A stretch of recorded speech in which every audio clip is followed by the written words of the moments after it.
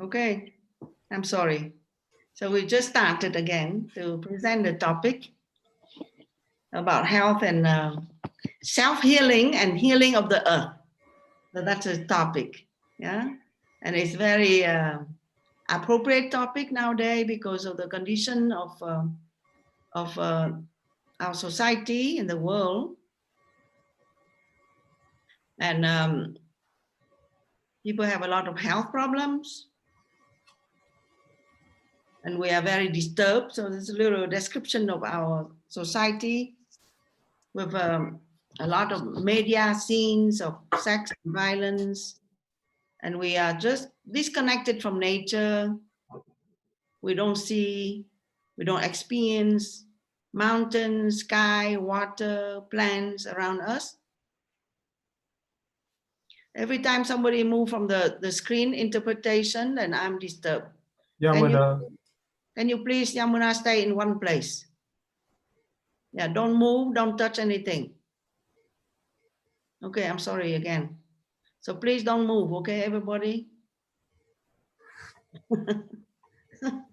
Okay. So anyway, it's very extraordinary that we are sitting here and meeting. Yeah, now we are 141 people and from all over. And then there is a 1, 2, 3, 4, 5 language translation. So it's already extraordinary. So sometimes we have some little bit technical difficulties, but now we are going, okay? So we are posing the problem, which is the topic is self-healing and healing of the earth. So we are saying that we are not healthy. Our society is quite disturbed. And also the earth is quite disturbed. And we are disconnected from nature, okay? Our world leaders are themselves alienated from nature, and our corporations are motivated by short-term profits, and they lead us more and more away from our peace and health. Okay, so that's the situation.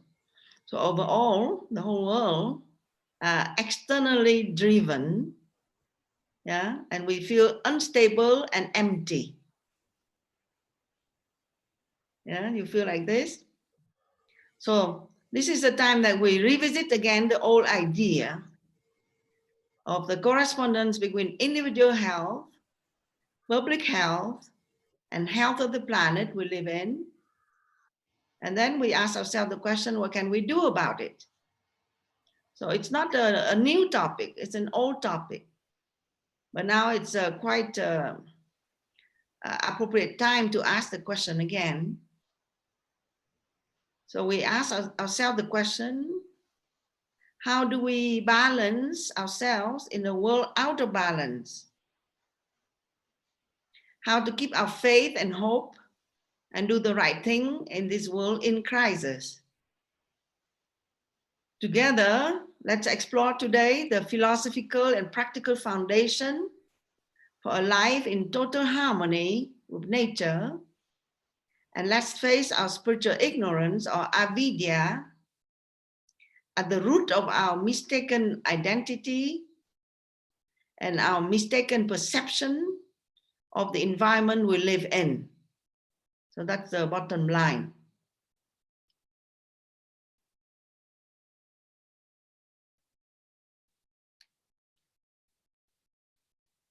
Okay, so the talk will be divided in a few points. So what is health? Okay, that's the first question. According to classical yoga, what is healing? What is self-healing? The point number 2 is what are the principles to follow and a certain behavior to abstain from in order to address the root causes of our spiritual, physical, and mental illness, ill health. I mean, not perfect health. And then the point number 3, what are the behavior to adopt in order to improve our energy and our body, mind, spirit health? And number 4, How do we apply these principles to the environment? How do we harmonize with the world of nature and with the cosmic spirit behind it? Let's get familiar with some examples of restriction and observances we can follow when it comes to the environment. Okay?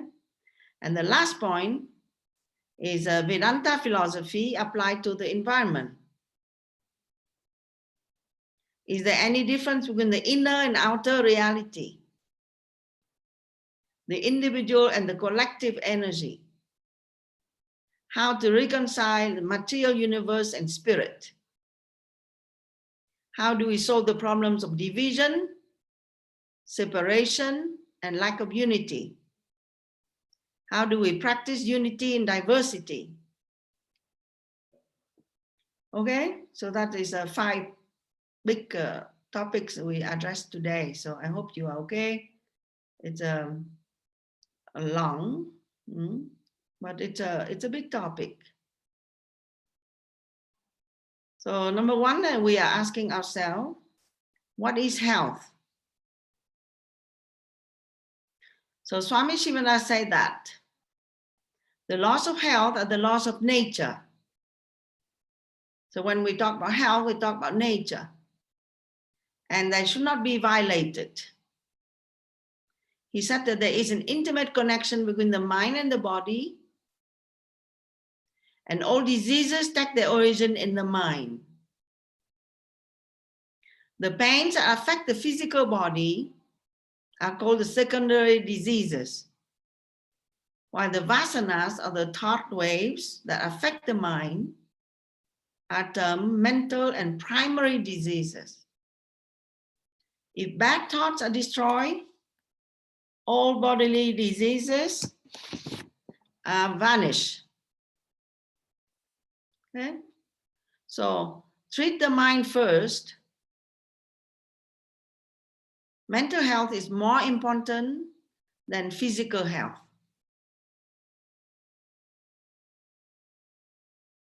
So Ayurveda says that the prime cause of disease is the forgetfulness of our true nature as spirit.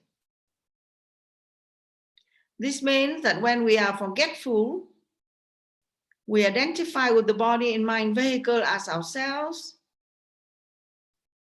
and make wrong decisions about lifestyle or about our path to happiness. So yoga talks about holistic healing, healing of body, mind, spirit. So 3 different levels. Okay, so what is healing? And what is self-healing? So yoga talks about the free flow prana and changing our vibratory level. It's called healing. Ayurveda talks about restoring balance and health, getting back to nature. Vedanta talks about remembrance of our true self, the Atman, as the ultimate truth. And to have an attitude of detachment towards that, what the body and the mind can come up with as reality.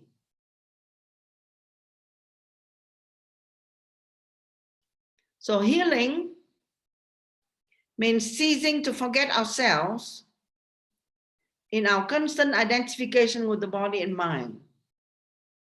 Healing means to realize that we are pure consciousness behind all things. Healing means ceasing to identify with our separateness, but to see the oneness. Healing means to cease to identify with our vehicles,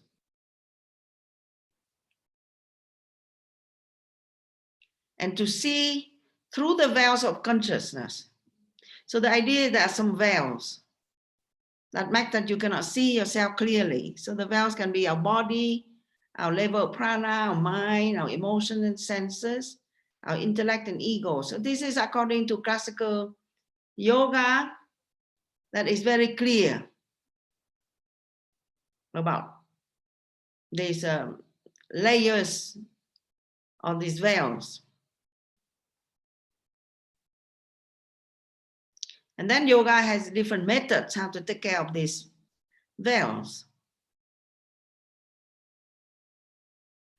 So, okay, so healing means also connection with nature and not just indulgence in technology. The healing journey is a long way. In that journey, we need self-aware teachers and leaders who have found the way to peace themselves.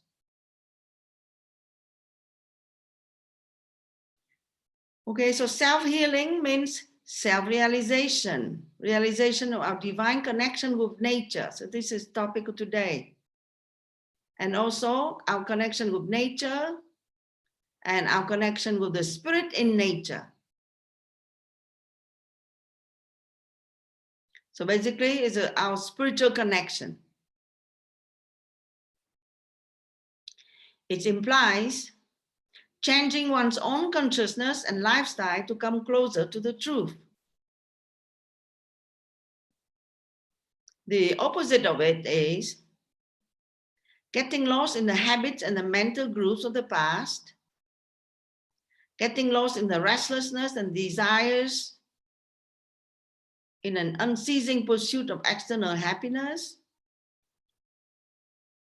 and getting lost in the promise of more power in a more advanced technological society. The yogic guidelines for conscious self-healing help us to correct our thinking and isolated feeling, help to alleviate our sufferings, become clearer in our perceptions of our own self and love of others, and bring us closer to true health, peace, and self-realization. So self-healing success is when we are able to break through the chain of karma. In other words, success is being able to retrain ourselves not to repeat the same pattern of conditioned behavior which binds us. The reason why we're not happy comes from the fluctuations of the mind and the constant replaying of its unhealthy patterns. The mind keeps projecting thoughts and emotions that were gained through past experience and react to them, thus keeping us bound in the mirage of its own creation. So there were talks before, many talks I've been talking about the mind and how it works and how we can control the mind. So you can look up all these different talks in the blog of the Yoga Farm website. And there is a X YouTube video and also the articles in the blog. Okay, so now we just say that the nature of the mind is always projecting some kind of idea that already, the ideas are already in the mind. So it keeps projected out and we believe in it and we buy into it. So we experience the roller coaster of our mind and emotions. When we say mind in yoga, we imply also emotions because there's a lot of emotions in the mind. And when we losing ourselves in the mind and the emotions, we miss out on the rewarding and fulfilling experience of being ourselves. Being in our own peaceful and loving and happy and present self. Okay, so that's a theme in yoga, that the self is always there, is blissful and perfect, and the mind with the waves of the mind and the thoughts, are covering that blissful self and will not allow us to experience that beautiful self. Okay, so the topic of today is about finding our way in order for us to retrace our steps in order for us to find the way to peace. So by following the guidelines of self-conscious development that go to the root cause. So this is the point. Somehow we need to go to the root cause of our suffering and consciously correct the course of actions. So these are about the foundation of yoga, the yamas and the niyamas in the system of 8 limbs of Patanjali, the restriction and the observances. So this is a tool, and sometimes it's confusing because it looks the same, but it's different. Because we train ourselves in 2 ways. On one side, we guard ourselves not to misbehave and not to repeat our patterns that will lead us to suffering. And these are the yamas. And on the other side, we cultivate positive attitudes and helpful conducts. These are called the niyamas. Okay, so 2 ways, yamas and niyamas, the restriction and the observances. That means, yeah, the not to do and the to do, guidelines. These are guidelines. So by doing so, by following these guidelines, we straighten out our mind. We squeeze our impurities out of our mind from both sides. The not to do and the to do. I always give this example of like squeezing the, you know, how you squeeze the water out of the cloth. One side you squeeze that way, and one side you squeeze that way. Yeah, and then, yeah, the water get out of the cloth. So that means we need to work on ourselves on both ways. At the same time, restriction, at the same time, observances. Okay, so the idea is the mind in its pure state. So if we can remove the impurities of the mind is capable of reflecting our beautiful self, or the Atman, in all situations, in ourselves and others. So by purifying the mind, we alleviate our ups and downs, our inner turmoil and conflicts, and we feel free. Otherwise, we struggle to remember ourselves and spend our energies in distractions and forgetfulness. The idea is rich when there is no more forgetfulness of self and one relaxes in the peaceful being. Okay, so that's the idea. So the yamas and the niyamas are universal guidelines. What means universal guidelines? Means it's good for everybody in all culture. If followed, will improve our lives in the long term and help remove obstacles that stem from our karmic tendencies, our character defects, and our bad habits. It's all the mind. That means it's our habits in the mind. So these guidelines address this tendency toward being egoistic, and our tendency to follow our desires,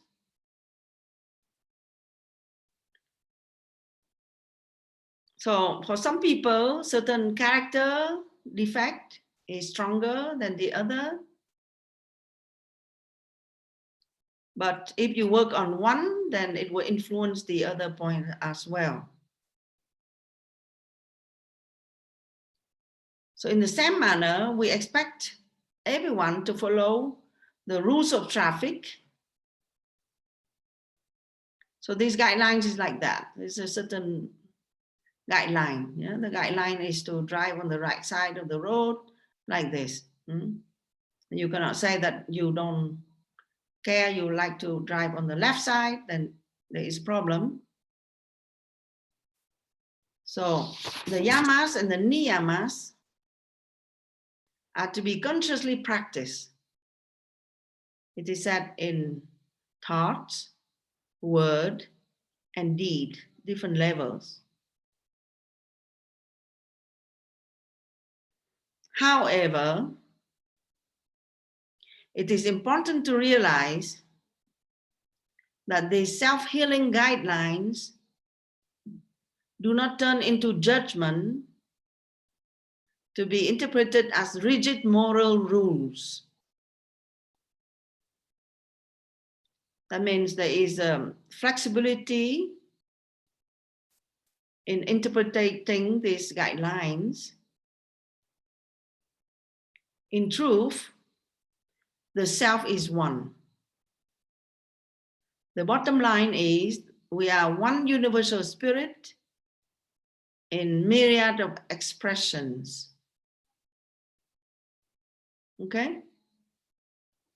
So, what are the principles to follow and some behavior to abstain from in order to address the root causes of our physical, mental, spiritual ill health? So we are talking first about the yamas. So there are 5 yamas. I mean 5 not to do, 5 things preferable not to indulge in. Okay? So number 1, those who learn yoga, you know this. Yamas, the yamas is the foundation. So today is like a little rehearsal, but it's always good to rethink about all this. So number 1 is ahimsa. Ahimsa is number 1. Ahimsa is the practice of controlling the emotion of anger. Anger comes from our selfish desires or comes from expectations unfulfilled. Selfish desire comes from our failure to recognize our fulfillment in the true self and our looking for happiness in external objects or situations. Ahimsa means restraining oneself from the reactive tendency to be angry when one's desires are not met, or the tendency to abuse others and enter into conflicts or wars. So we have different classical yoga methods to deal with anger. Raja Yoga methods. The antidote of anger is contentment. So Raja Yoga method is always opposing. So the antidote is contentment and letting go of expectation. So we accept that it's not my will, but God's will. So we don't have expectation, we let go expectation. So the practice of non-violence requires calmness, courage, self-control, self-restraint, and the practice of serenity. Practice of ahimsa leads one to develop good quality of the heart and leads one to develop mercy, kindness, unselfishness, patience, forgiveness, pure cosmic love, compassion, perseverance, and peace. So if we practice ahimsa, we'll be able to maintain durable and positive and loving relationships. to note that one can act out of dharma or righteousness in the spirit of selflessness without being violent or selfish. Like sometimes a teacher can scold, a student out of selflessness, out of his or her sense of duty, but not out of selfishness. So there's a lot to talk about, but this in general, that's the guidelines. Okay, you can see it's not just only one quality that is the anger, but you have to develop many other qualities to stay calm and control. So what about karma yoga methods? How to help the question of anger? We need to do service to others to develop love and equal vision instead of basing one's life on one's needs, desires, and egoisms. Okay? Bhakti Yoga Methods is connect with the secure and fulfill divine love. Trust that divine has a plan to each person. Let's say you feel a person is not progressing and always, behaving the same way, but you have to trust that somehow God has a plan for the person, and you have to surrender to this and not being upset. We have to contemplate and glorify the Divine Mother, the God, nature, the universe, accept. We have to learn to listen, to give, to serve, to be humble, remove our pride, cultivate our devotion, and practice friendship. So a lot to do, and just one quality, okay, one yama. Jnana-Yoga is always do self-inquiry, remind ourselves of the Satchidananda Atman beyond desires, discriminate and detach from situations that cause our irritations, and try to see the big picture. So Satya. Satya means truthfulness. It deals with our fear of not meeting our goal. So one is anger, ahimsa is anger, satya is fear. Fear of what? Fear of not meeting our goals in the eyes of ourselves and others. Fear comes from attachment. We will not be afraid if we do not have any attachment. In truth, we cannot gain nor lose anything externally, either name, fame, prestige, position, or love, because we are already perfect in ourselves, and we cannot be greater or smaller than what we already are. Applying Satya, we refrain from the tendency to exaggerate, to manipulate others, or to tell lies in order to achieve an egotistic goal. Sincerity, honesty, straightforwardness will help to simplify and clear the mind, thus achieving inner peace. Purity, peace, and truth are the same. Truth comes in the form of righteousness, justice, harmony, ahimsa, harmlessness, forgiveness, impartiality, transparency, desirelessness, modesty, goodness, renunciation, magnanimity, nobility, devotion, and compassion. The opposite of truth is deception, falsehood, dishonesty, exaggeration, twisting, egoism, lies, crookedness, manipulation, meanness, dissimulation, cowardice, fear, lack of courage. Okay, so when we are truthful, then the energy will flow. So how to become more and more truthful? We need to calm and clarify the mind through the practice of the 8 limbs of yoga. You need to be transparent and humble, surrender to God's will, keep love and faith, cultivate satsanga good and virtuous people. Count on God to give us what we deserve and need and not what we desire. Basically, Bhakti Yoga is to try to stay humble.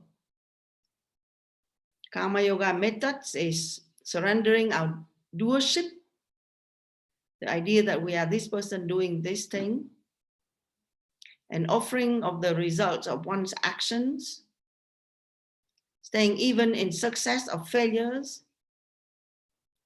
So we remove the fears and anxieties which can lead to lies. Keep our motivation pure. And Jnana-Yoga, they inquire into the nature of the ephemeral gains. Examine the attachment and the tendency of the mind of likes and dislikes. We need to learn to discriminate between the truth and the not truth, the real and the illusory, the self and the not self. Okay, so that's the point about Satya, or how to overcome our fear.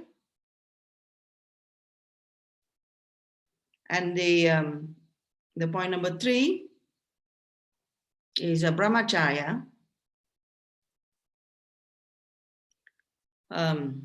So this is a big topic. Brahmacharya, what is this? Is the control or the sublimation of the sensual and sexual drive, and deals with the emotion of desire or lust. So through practicing brahmacharya, we can restrain the tendency to seek sensual pleasures as the goal of life, and to misuse our sexual energy, which is to be converted into spiritual energy. This guideline advises us to avoid sexual misconduct and to regulate our impulses, question our motives, help bring clarity to our human interactions. Okay, so the interpreter asked me to speak more slowly. Okay. So if we apply the principles of brahmacharya in our dealings with others, we will be able to transform our emotional and desirous nature into a fulfilling relationship with the divine based on devotion and pure love.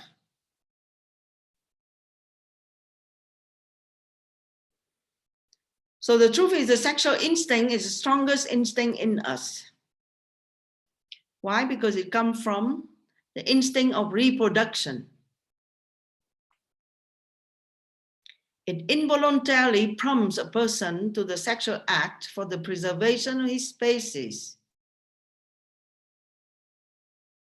It is the creative force in man. Man means human. It's come from rajas. So sexual energy can be transmuted into spiritual energy by pure thought. It is a dynamic conversion process, not suppression, not repression. So it's a transformation of the reproductive energy into Ojas Shakti, or spiritual power. Okay. So how do you deal with that? In Raja Yoga, again, the system of 8 limbs yoga, you have to have the right diet, asana, pranayama, turning inwards of the senses, concentration, meditation, japa, worship. So with all this, then the sexual energy will be converted into Ojas Shakti.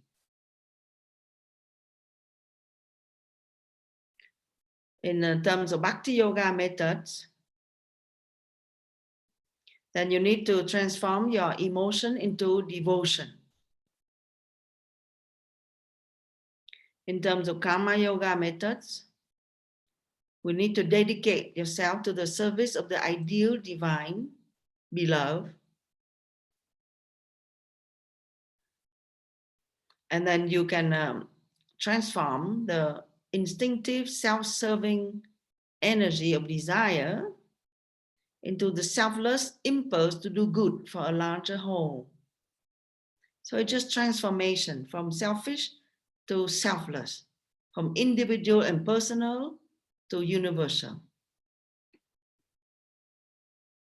Jnana-Yoga methods, by seeing the other as one's own self, one can disassociate the idea of a desirable mate.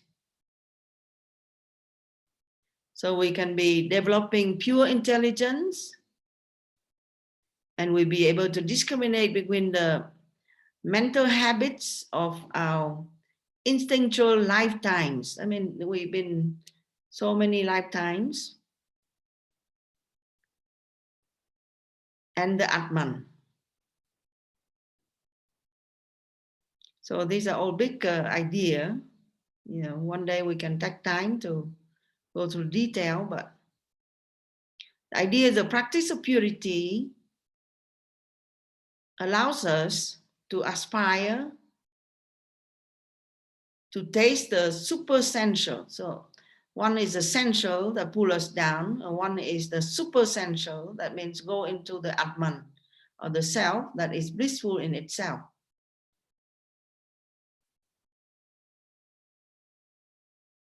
Okay, so the point number 4 is asteya.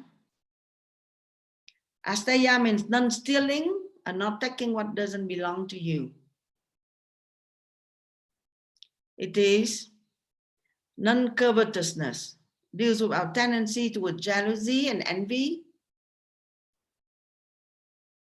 It helps us to not give in to our desires and thinking that satisfying our material desires is the goal of life. It will help us to be content, knowing that what is supposed to come to us by our own karma and merits will come naturally without our manipulation or intervention. So how to reinforce that idea of asteya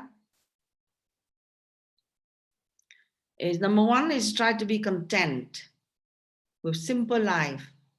Count your blessings. Practice giving instead of taking or stealing. Bhakti Yoga, we see someone's happiness as our own, so we don't have jealousy and envy. Karma Yoga, we need to accept our karma, do our duty, let go of results.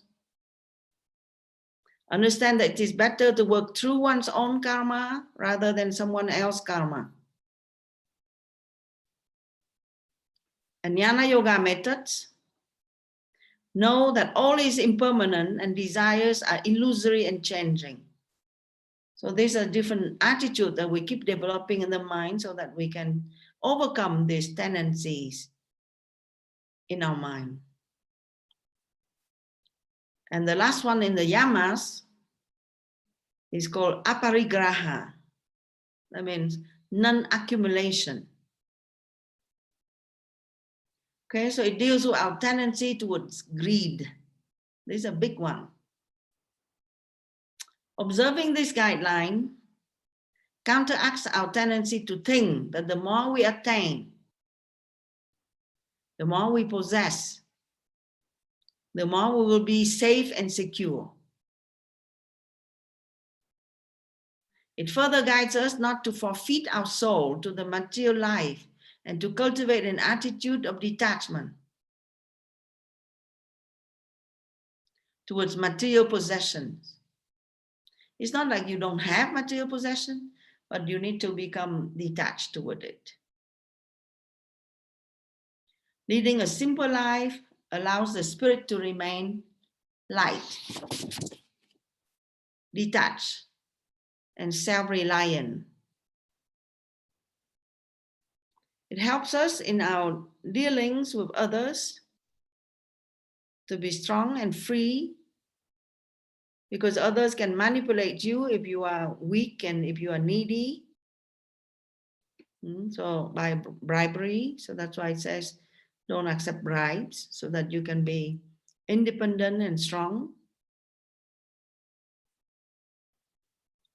So how to help us to become, to control our greed?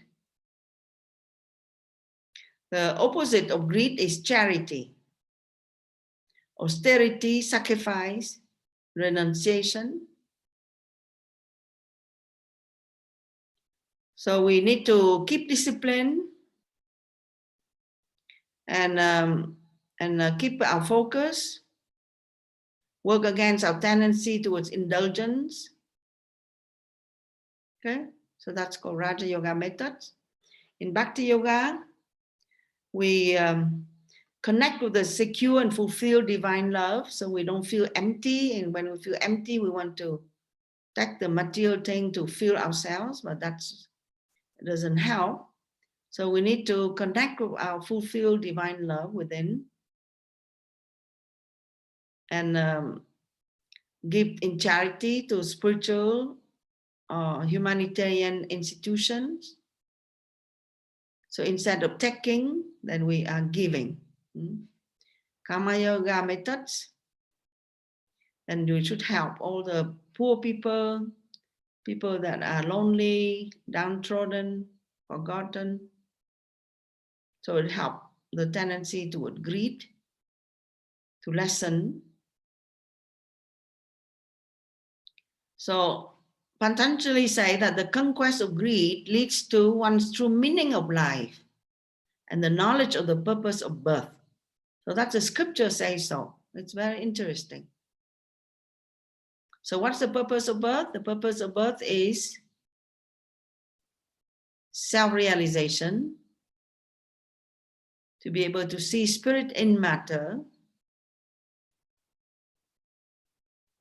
So when we detach from the matter, then we'll be able to see the spirit in matter. Accumulation of matter and negligence of spirit lead us away from this truth.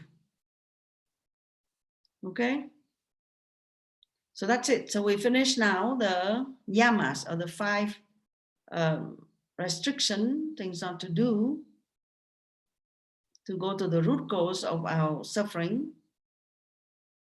So what are the behavior to adopt? So now what to do to improve our energy and our body, mind, spirit health. So now we go into the 5 niyama, 5 observances, things that if we want to progress in life, we want to be a yogi, then we need to do every day. Number 1, we need to practice saucha, or purity. So we need to, the purity has to be inner and outer, both. We need to counteract the impurities in our bodies, our minds, our environments, so that it helps us to get in contact with ourselves. And so how do you do that? You practice the 5 points lifestyle of yoga life. You practice asana, pranayama, relaxation, positive diet, positive thinking, meditation. This will help you to purify. It nurtures the sattva and purify the mind and the heart. So you know that. That's why you start with the 5 points yoga life. And then, how do you purify the emotions, purify the heart? through devotion and humility. It helps you to overcome hatred, guilt, and grief. Okay? We see a lot of this going on these days.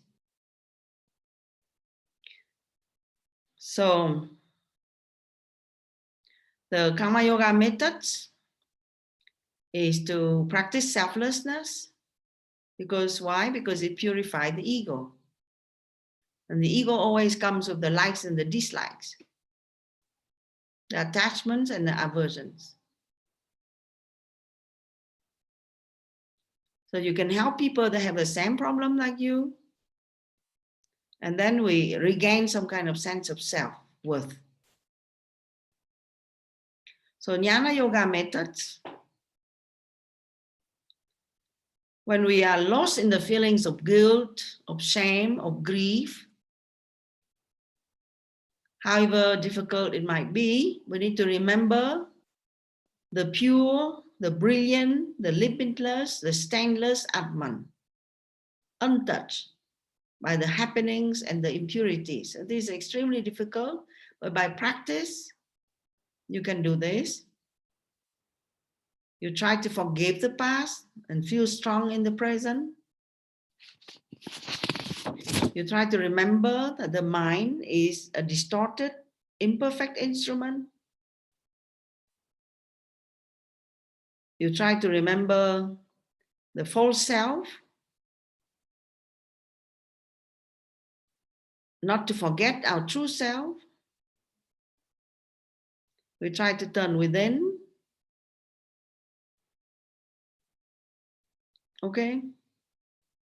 So now, the second niyama means things to do, things to observe every day. If you are a yogi, you want to progress in your life, is contentment. So this contentment will help us counteract the tendency to look externally for happiness and become dissatisfied with our lots in life rather than counting our blessings. Let's go santosha. So again, if you practice the 5 points yoga life, then help to calm the mind and turn inward. So automatically you become more content. And then you remember God, you praise the Supreme, you know that you are taken care of, you know that everything is God's will, you accept everything as prasad or some kind of offering, gift from God. So that helps you to be content. You serve others less fortunate than yourself. This will help the mind to be more content. You see the whole world as your own home and the wealth of nature as your own wealth. So you remove the idea of I and mine, so then you'll be more content. Okay? So you can see how contentment is very important quality for peace and for yogi. So now, the third thing, all these points are very important. So the third niyama is the tapas. So now we all doing tapas. You have the tapas of listening to me. The translator has the tapas to translate, and I have the tapas to talk. So tapas means austerity. Means not doing what one's like. So it helps us to counteract this idea, this belief that comforts of the body and the mind are the goals of life. It will help us avoid imprisonment in the sensual, limited life that is governed by the mind and the senses. So tapas asserts our supremacy over the mind and the emotions. Okay? The practice of self-restraint and turning the mind inwards is tapas. The world under lockdown these days, under coronavirus, makes people have to practice tapas. Some are better than others. Others find it very difficult. There are many forms of tapas, austerities. By insult, by injury, persecution, discomfort, and fatigue are all forms of tapas. It makes the mind strong. It makes the mind going inward. So all the 8 limbs of yoga and meditation are all forms of tapas. So keeping the emotions control for the sake of pure love is called emotional tapas. Keeping faith and loyalty instead of doubts and changing loyalty are mental tapas. Listening to scriptures, mantra are tapas. Karma yoga, serving all willingly at any time, all the time, is called tapas. Adapting oneself to the needs of the service is called tapas. Doing any kind of service, whether one likes or not, is called tapas. Keeping vigilance in self-inquiry is tapas. Keeping your discrimination, your detachment, your self-remembrance are all forms of tapas. Okay? So the point number 4 in the niyama, things that you should do, is called swadhyaya and ishvara pranidhana, the point number 5. Self-study and self-surrender. So we talk about the number 4 and 5 together. Swadhyaya is study of scriptures. Doing this will help us to counteract the idea that only what we can see and what people tell us about ourselves is true.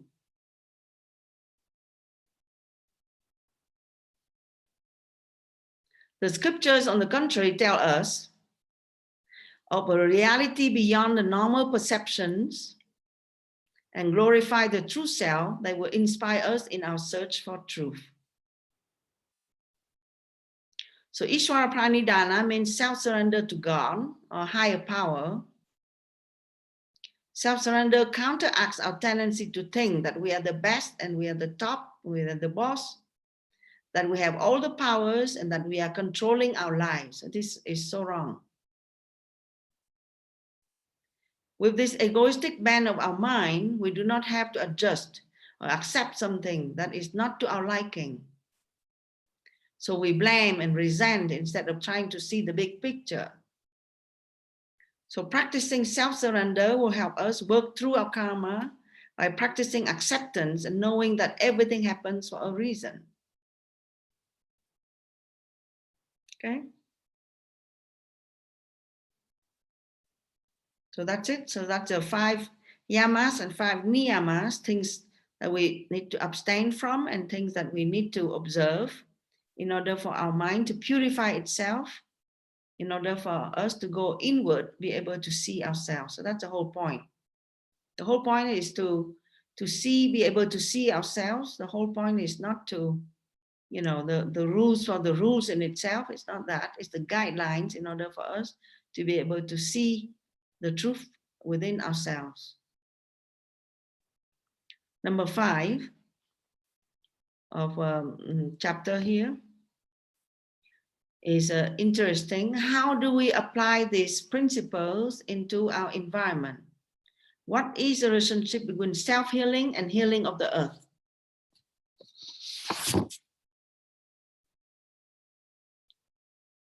So the prana that we bring through our yoga practice has a healing effect upon our environment. So when we do practice or meditate and do yoga, it's good for ourselves, but you need to know that it's good also for the environment. So self-healing and healing of the earth happen simultaneously. So oftentimes people come to the ashram and they step in and they take a deep breath and they relax. They feel somehow already peaceful. Because there is the energy of tapas, the energy of practice, the spiritual energy of pure love, pure intention is in ashram. So automatically it heals.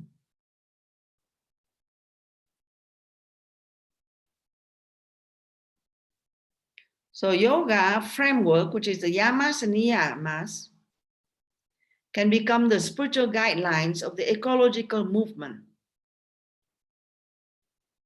So the two link together.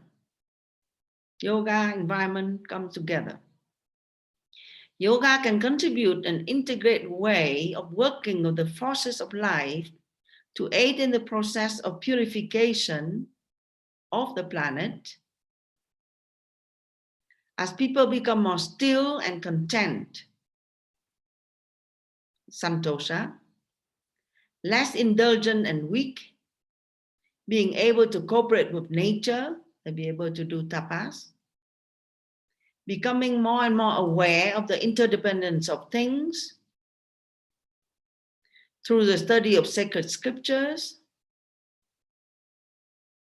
And last but not least, by being able to surrender to the Supreme Being, thus not thinking that we as a species is the master of the universe. It's called Ishvara Pranidhana.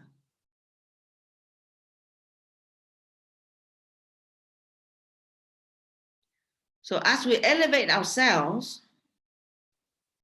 and align ourselves with yogic principles, we as a collective can act responsibly and respectfully, abstaining from creating harm to the environment and others.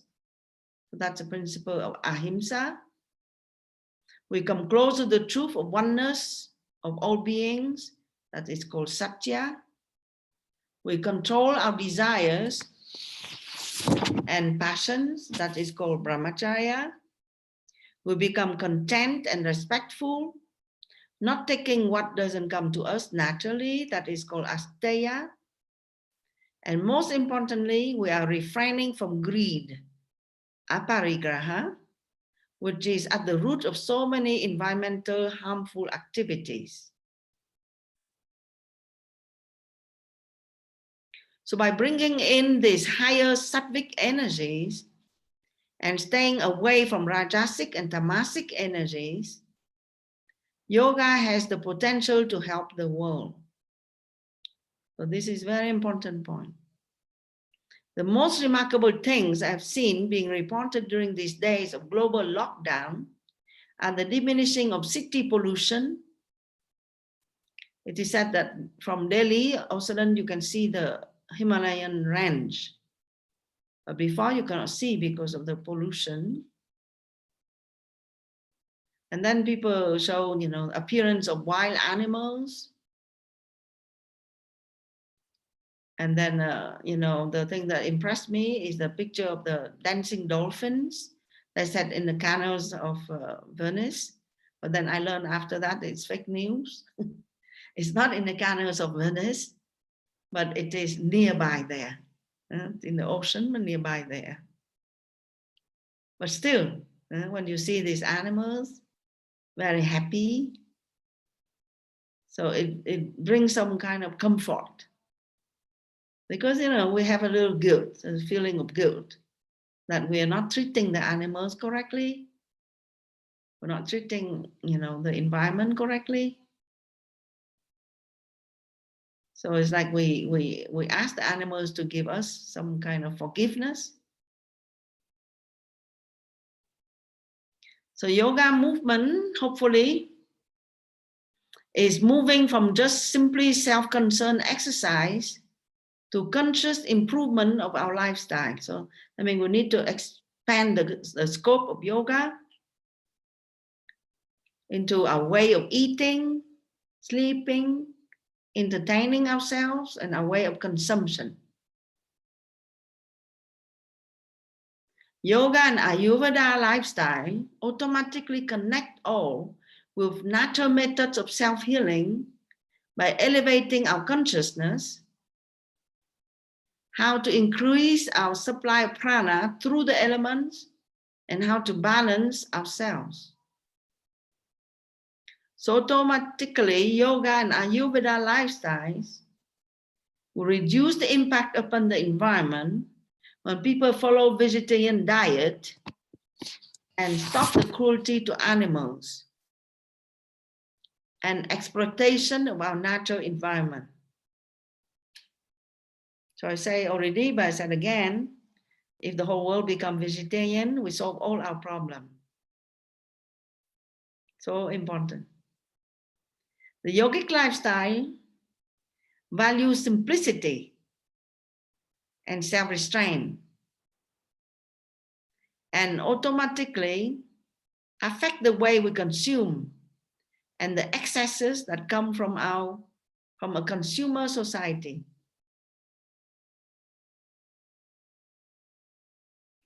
Hopefully, during the days and the months under the lockdown,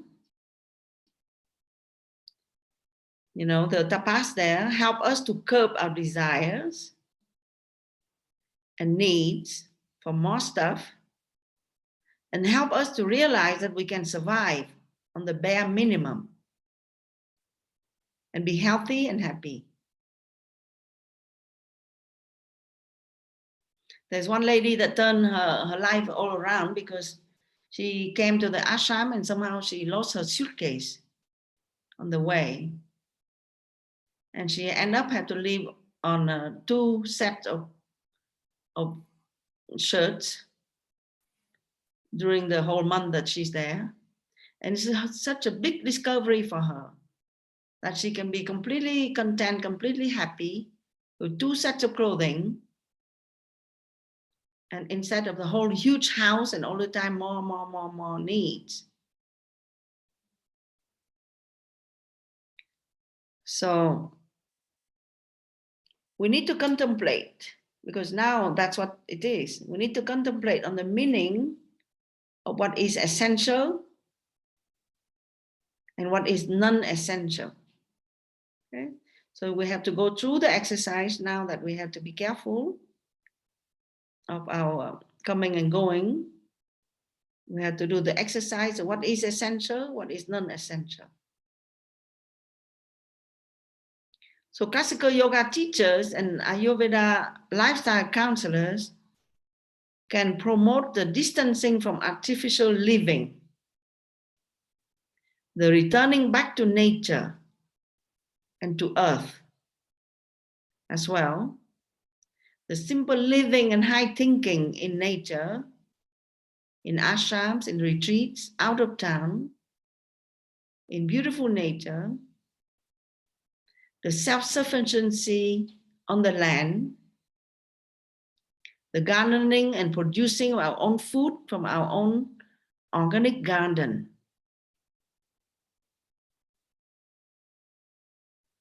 So here we go through and we're going to give some more examples how to apply the yama and niyama and how to positively influence our environment. So if we do all this, then we can sleep peacefully, because, like I said, we feel all the time guilty. We hear about climate change, we hear about torture to the animal, we hear about so many things. But we have to contribute our part of it.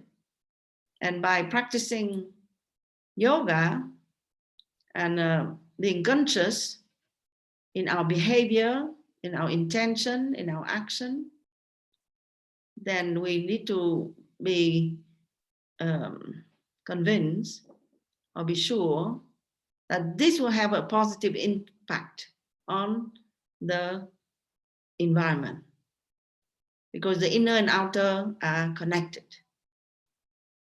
And that I will come to that in a moment. So for now, we just go to some more examples of what we can do to apply the principles of yama and niyama to the environment. Number one is ahimsa.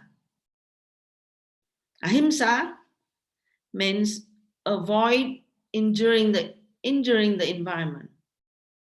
I mean, excessive cutting trees, for example. Yeah, disturb land. Adopt a vegetarian lifestyle that we can do. Try to avoid or have less traveling, flying, driving, have less of this. Buying local organic food or producing our own food. Reduce, reuse, repurpose and recycle. Compost, buying bulk, avoiding packaging. So in some societies, it's amazing how this whole industry of packaging becomes so big. You buy a little something and you go through, you open this box and inside this box and another box and another box to get to what you want. And then so many wrapping and so on. So this is a waste. Satya. Satya means to try to follow up as much as possible in thoughts, words, and deeds, this ecological consideration by daily examining our choices.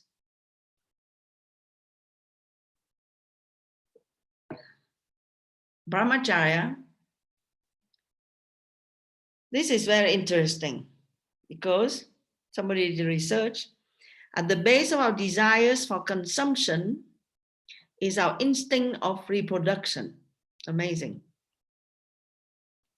The problem is we never have enough reproductive success as we are never satisfied with our reproductive success. What is our reproductive success is all the conditions, external conditions that would make us be able to attract the mate and create the children. Yeah? So that is called the reproductive success. So the idea is we are never satisfied with whatever that we got. So people desire limitless wealth, status, and power because those instincts help our ancestors to survive and achieve reproductive success. So it comes in the gene. We cannot depend on how we feel by doing what comes naturally to achieve satisfaction. So we have to use a different kind of mind, the discriminative mind, and not just follow our instinct and emotions to feel satisfied about something, because we're never satisfied because that urge is within us.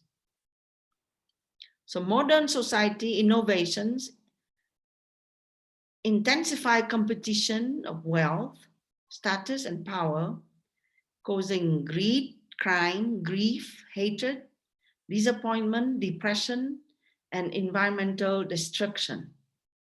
So think about this, how all these are connected together. Asteya. How do we apply asteya, do not steal in the environment?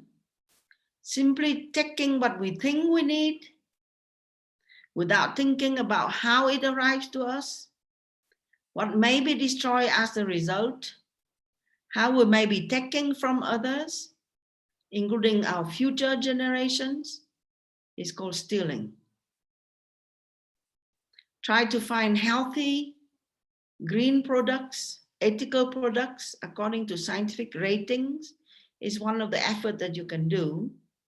There's a website that you can go through, and then they would quote for every product, you know, how this product is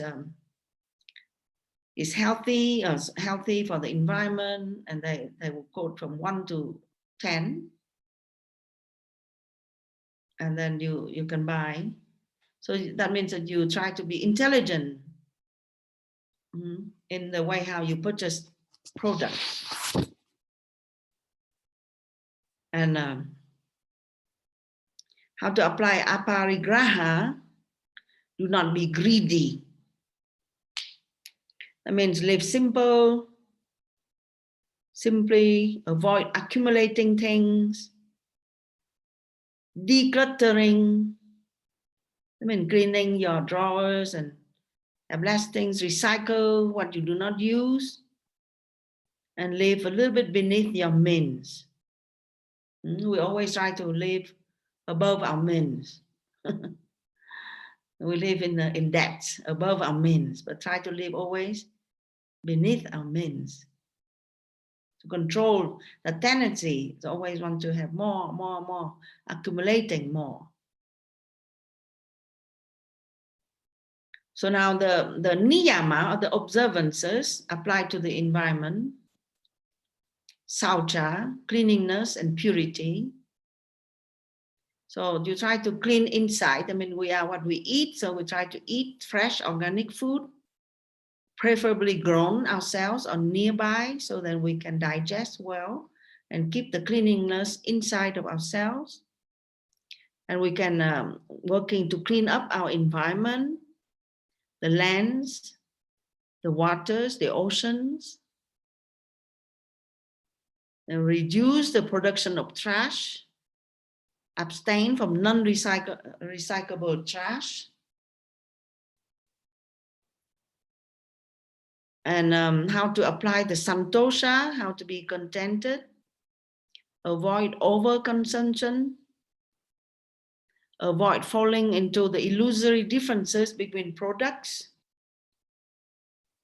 accept and appreciate that which is provided by nature, eat local seasonal food, know your local herbs, wait for the sun to shine to clean clothing, so it will be possible to line dry them, appreciate abundance of power on sunny days, and avoid activities that require power on overcast days.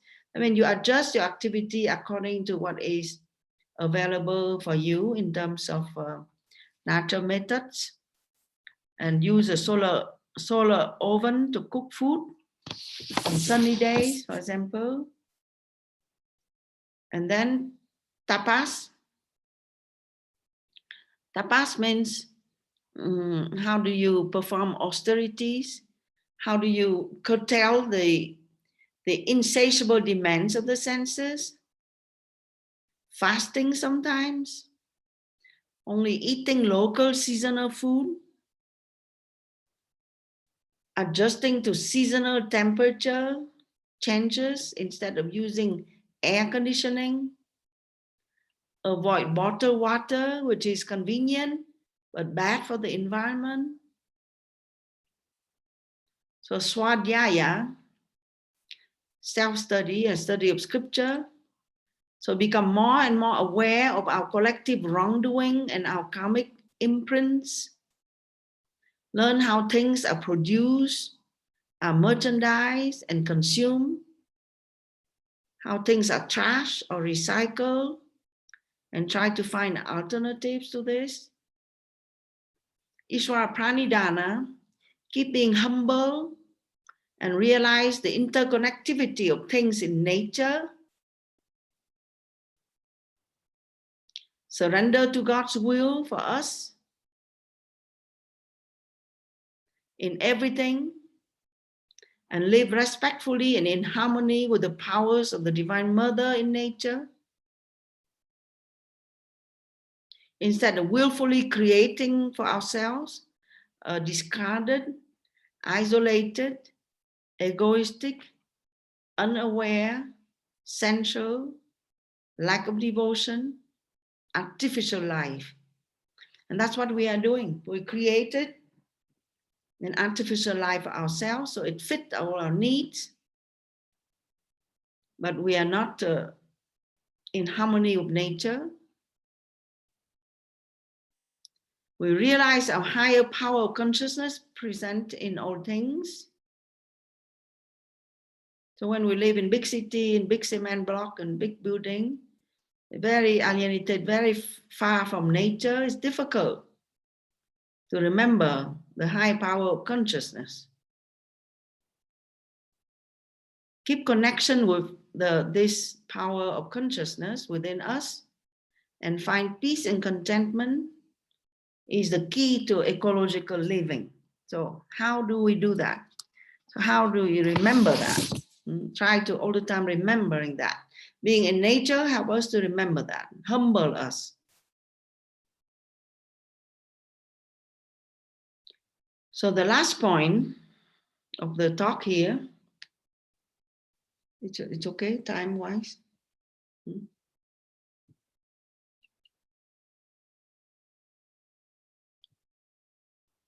So is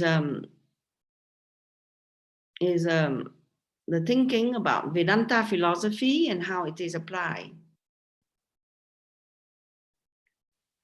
to our lives and our environment. So these two are ways together. So we remember the unity of life, unity in diversity. That means there are the appearances, the forms, the ways, the cultures. At the same time, we always remember there is God that is there behind, the one supreme consciousness that is behind all this manifestation.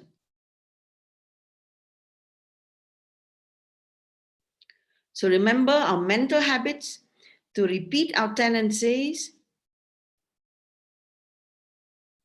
Okay, so when we want to apply that new kind of vision, that wise kind of vision, then we need to remember that our mind always repeat that old pattern. So we need to remember the illusory nature of our perceptions, which keep us in the same cycle of reactions. Okay, so we see always the snake instead of seeing the truth of it, which is the rope. So we project our idea, we superimpose our idea. Yeah, so we project our desire upon things, and then we run and chase after it. So we need to remember that we are the Satchidananda Atman, not the victim, not the consumer, not separated and alien, but the peaceful, the powerful, supported at all times by divine consciousness. We're not alone. We're self-reliant and self-delight. I mean, self-reliant means we don't need anything, we're not dependent, and self-delight, that means that we are happy by ourselves. So we need to remember that, the bottom line. Vedanta philosophy applied to the environment is sustainable, I mean, it's lasting. It bridges our well-being and the well-being of nature and others. There is no difference between the inner and outer reality. So if we elevate one, we elevate the other.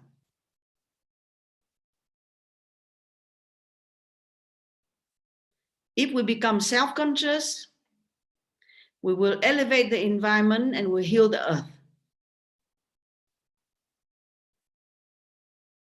You get that? I mean, if you become a self-conscious being, you should not feel guilty.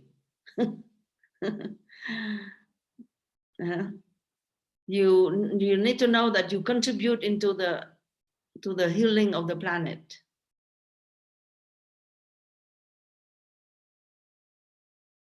If the earth is taken care of, we will also be taken care of. Okay? Individual efforts influence the collective energy, and collective awareness influences our personal effort. So the two come together. Vedanta philosophy, by addressing the root cause of our individual and collective suffering and recognizing our spiritual ignorance, which is the source of it, solve the problem of division, separation, and lack of unity between groups and nations. Okay? So the root cause of our suffering is the false identification with our culture, with our national boundaries, with our political leaderships, with gender and race, and forgetting our common oneness. That's the bottom line.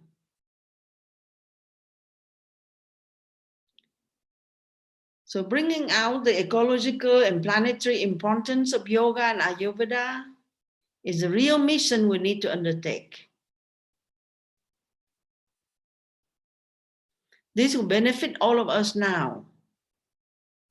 Our societies, in sense still under lockdown, but also will benefit our future generations.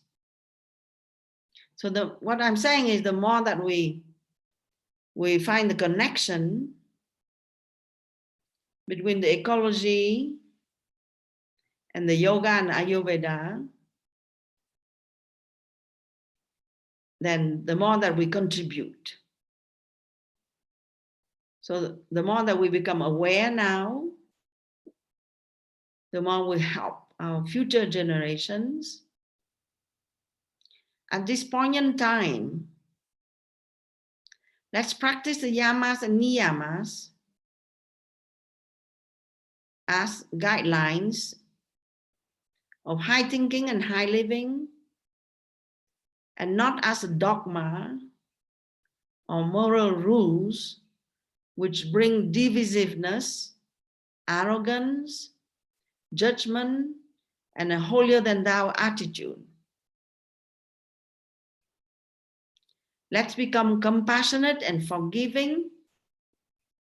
Let's teach more yoga, Ayurveda, and Vedanta to the masses. Let's bow in gratitude for favors and support received from the Divine Mother, seeing each other and all beings as brothers and sisters, sharing the same earth, same sky, same water. So let's celebrate our unity in diversity. Let's pray to the forces of nature. So I offer here a little bit of a prayer from the Vedic mantra called the Santee Mantras. We're not going to say it all here, but just a little bit. Om Sham No Mitra Sham Varunaha. So may the sun be good to us. Sham No Baba Turyama. May the God of waters be good to us. And the prayer goes on like this. And it says, you are indeed the visible Brahman. You means the forces of nature are the visible Brahman. I shall call thee just. Yeah, that means what? That means if there is a cyclone, a hurricane, an earthquake, yeah, by Mother Nature, she has a reason for her to do that. I shall call thee just. I shall call thee truth. May that protect me. May that protect the teacher. Om, peace, peace, peace. So that is the end of this talk. It's a bit long. So thank you for following until now. We are still 143, 145 people. And we have a little bit more time, yeah, for questions.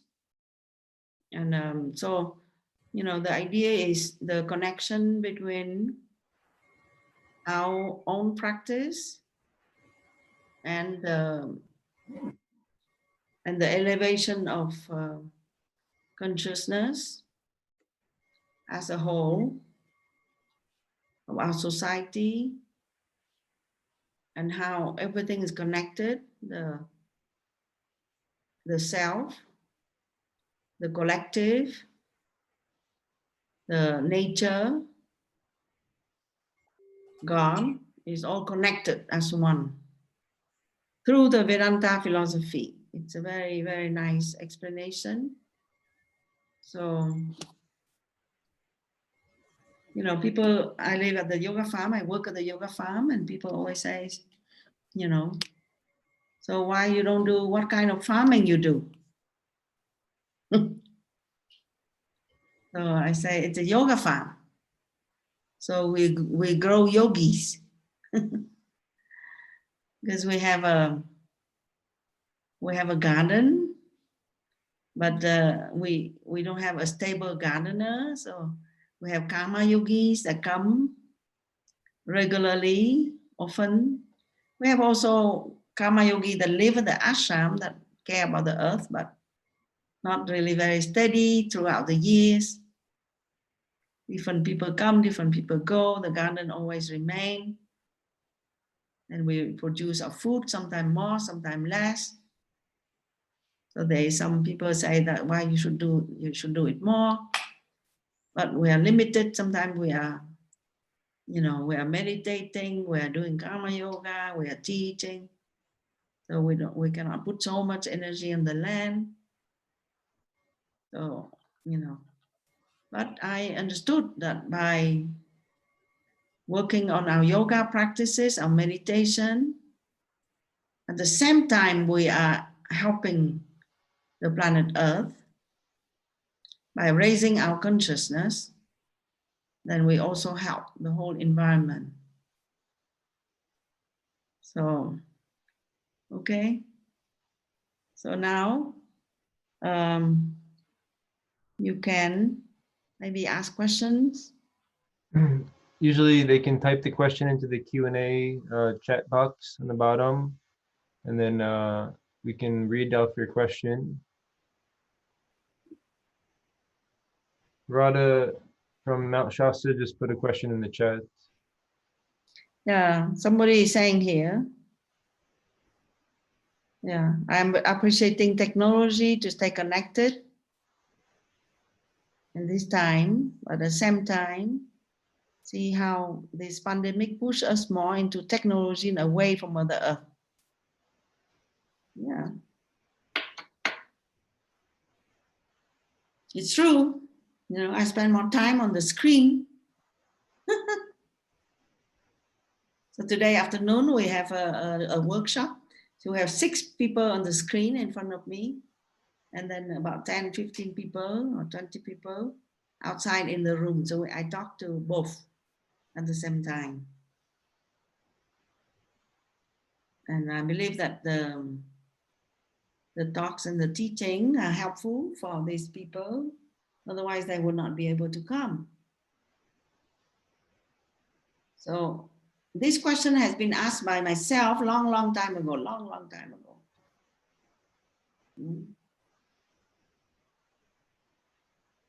And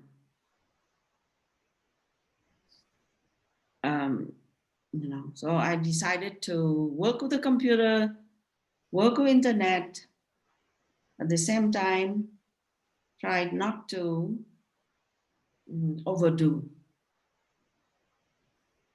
But that is true. That is now we have to do more. We have to use the technology. We cannot go back completely to the earth and shut off the internet and shut off the electricity.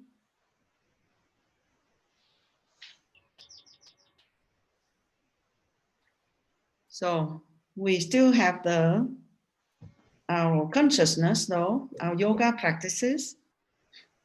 with electricity or not electricity, we'll be able to do pranayama, we'll be able to think, we'll be able to do self-inquiry, we'll be able to pray. So these are eternal technology there for us, available, the prayer, the asana, the pranayama, the thinking. So we need to keep doing all this and use the other thing as an auxiliary, I mean, help. So I guess if we don't have the internet, we can pray, we can focus and pray.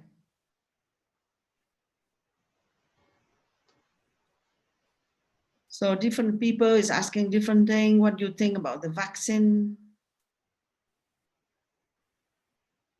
No, I don't know. Yeah, that so far throughout sciences, and different kind of viruses happen, and then they develop different kind of vaccine. And throughout history, we have to go through this, and it helped. So sciences did help, you know.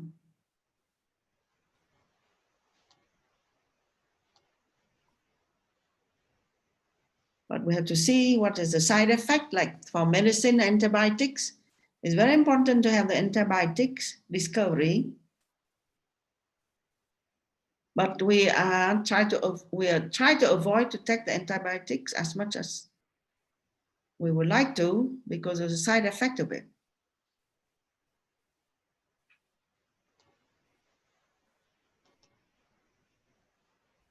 So the idea is try to prevent better than cure.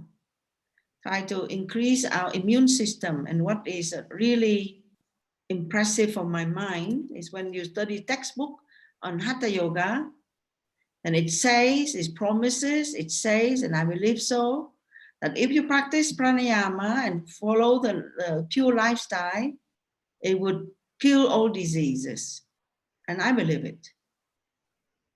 I mean, when our prana becomes so strong, our nadis become so pure, our vibration becomes so high that no diseases can touch us. And I believe that.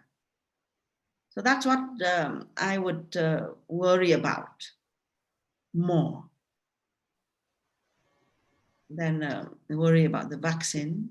You know, a lot of people, they cannot do yoga, they don't know yoga, they might need the vaccine. But for yogis, just become better nowadays, then you have more time, or you're more challenged, you understand how difficult everything can be, then it's not the time to relax, it's the time to really practice more.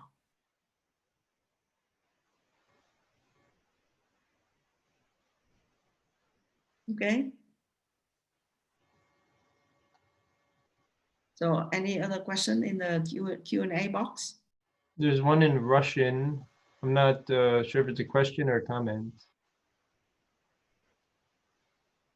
So, Yashoda, can you explain? Yeah.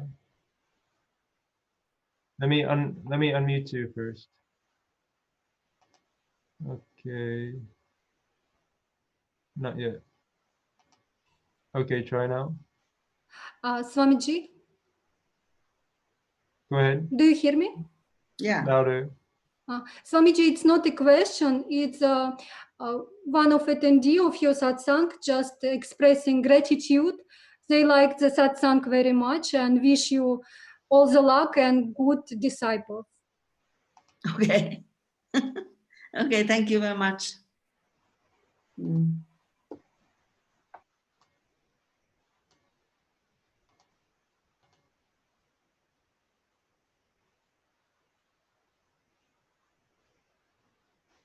I have a question. Mm. So a lot of this pandemic is affecting seniors and senior homes. What can we do to help seniors who are being affected by this and the most vulnerable? I'm also senior. You're not in a senior home. I'm in ashram. So how to help? Not only senior home, but also prisons. Like, I feel like it's a modern genocide almost. Like, they're just letting it run rampant in all these places, and they're not even testing. And when they do test, they find out more than half the population has it. So it's like a genocide of all these places. Yeah, that means people that are neglected, they are part of the group that are neglected. And in our society, the groups that are neglected are the people that are not in the production chain. Okay. So when they are in the production chain, they're young and healthy and they are productive, and then these people are important for society. So our modern society, when people are not useful, then they are just grouped somewhere, parked somewhere, forgotten. And that's our model, that's our society. But in other kind of society, culture, then the more the person is old or senior, the more they are being respected. Because they are respected for their knowledge, for their maturity, for their wisdom.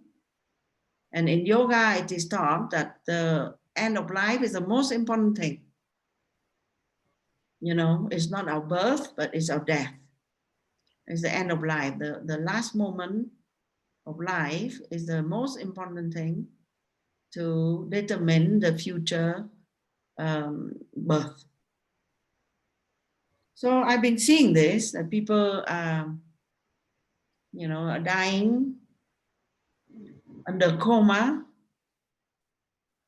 Most of people on ventilation, apparently that they die. So we make a big deal about ventilator, but you know, some are safe, but some are. Most of people die, and the big majority of people die after using ventilator. It destroys the lungs, and also after that, even if you survive, then you are damaged. It's too strong for the lungs. So I don't know, I just see this.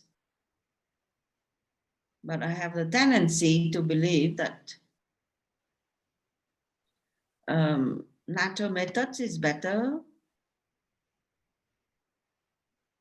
And, you know, teach people how to breathe and how to control their breath. Somebody say in the internet, you know, if you can hold your breath for 1 minute, you don't have coronavirus. So that's a test. You can hold your breath. But yogis, they hold their breath all the time. They are training to. They're trying to hold their breath. So, you know, so for a senior, it's a problem of the society, Swamiji. The senior in the senior home, they are forgotten, very little service to them. And that's why the virus can attack the senior home. They're under service. So that's shown now. That's a problem of the society from before. And that problem can go to a deeper problem, which is, like I said, our industrialized consumer, fast, based on economy, production, values.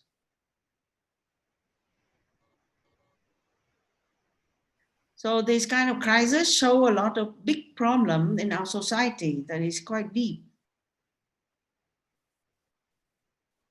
So we have to see that, understand that, be aware of that, and do what we can.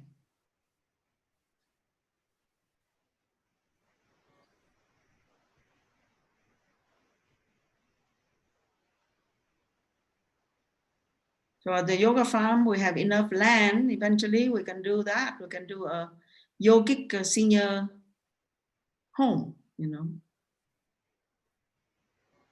that is different. So that all these things that we can do.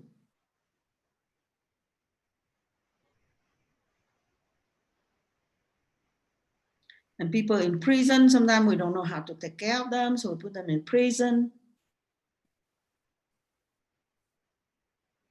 So a lot of our society problem, the problem of homelessness,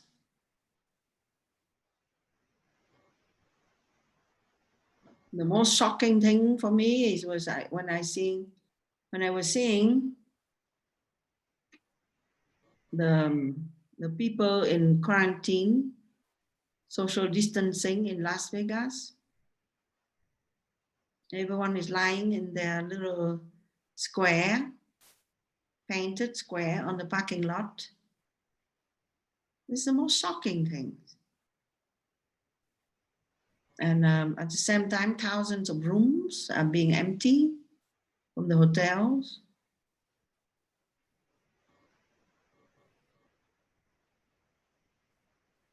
So this is all our lectures and everything is about this, you know, about the selfishness and about the greed, the separation idea, the consumption ideas, all this. I can only teach. And hopefully the teaching and the awareness become more and more and more and things change. It is said that the more that you see something, you have to be the change that you see.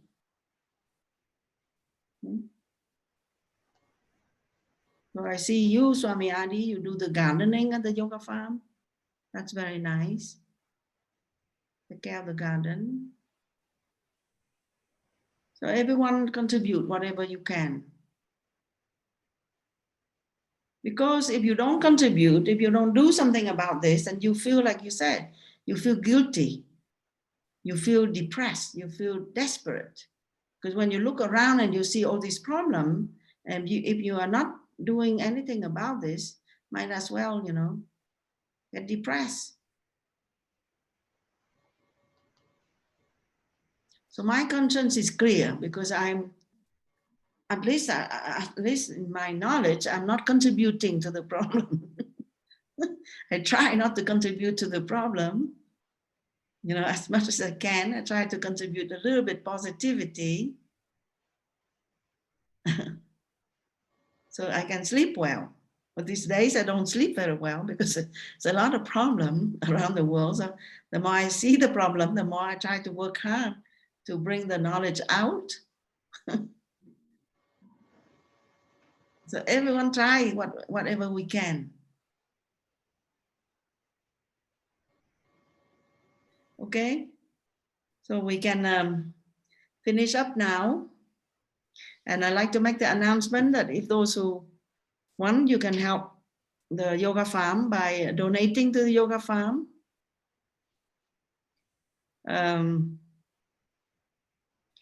By going to the yoga farm, Sivananda-yogafarm.org, the page on donation, and you can donate whatever you like. It will help to contribute to the yoga farm that is closed in this pandemic time and no source of income. Okay, so thank you very much. And next Sunday, Swami Ji. Next Sunday again.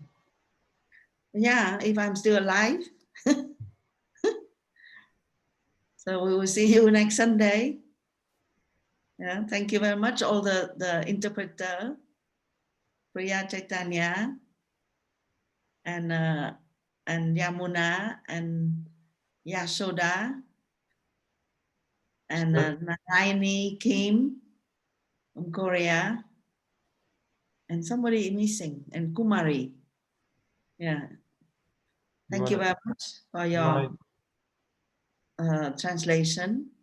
I forgot to announce also that we have a stress relief, international stress relief service that is free with 108 practitioners, yoga teachers, and Ayurvedic person that would take a phone call or a Zoom call, half an hour, and chat to a person that is stressed.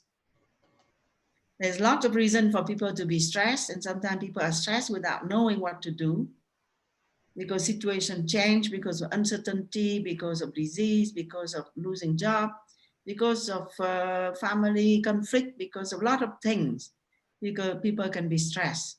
So this service are multilingual, about 20 languages around the world, 108 volunteers, yoga teachers, Sivananda yoga teachers. So you can go to the website again. It's called Sivananda stressrelief.org. You can go there and you can refer people to go there, and you can share the announcement. So the more people know about this is better, because how we're going to reach to people. This situation, people are suffering quite a lot. And, you know, so thank you for your help. Okay, so we say the prayer now.